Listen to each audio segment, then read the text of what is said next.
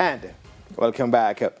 Let's bowl off with some cricket, shall we? Winning the T20 International Series against Sri Lanka wasn't the main focus of the West Indies men's team, according to head coach Darren Sammy, after losing the series 2-1 in Dambulla on Thursday. As you'll hear in this report, the Caribbean men are still without a bilateral T20 International Series win on the Asian continent since 2020. Sri Lanka, on the back of unbeaten half-centuries from Kusal Mendes and Kusal Perera, claimed back-to-back T20 games as they took down the West Indies 2-1 in the series by defeating the Caribbean men in the third game by 9 wickets.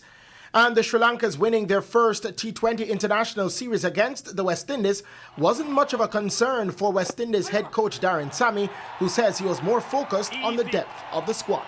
I did say it's for us to test the depth in our squad, missing some key players who didn't make that trip. Having seen the way we played on a typical Dambulla wicket, what we expect from what all the stats said, I thought we dominated. Sammy also said that the surface was different throughout the series. You turn up and you see 2 wickets a certain way. And then the following, after one game, you see a massive change in what was prepared before. Then, you know. Earlier winning the toss and batting first, the West Indies got to 162 for 8.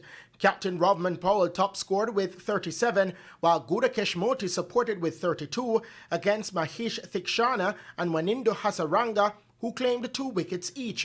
The Sri Lankans made easy work of the target, getting to 166 for 1 in 18 overs.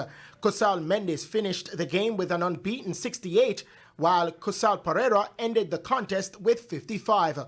Gudakesh returned to take the only wicket for the visitors. The teams will now turn their attention to the one-day international series, which bowls off on Sunday. Christopher Scott, TVJ Sports.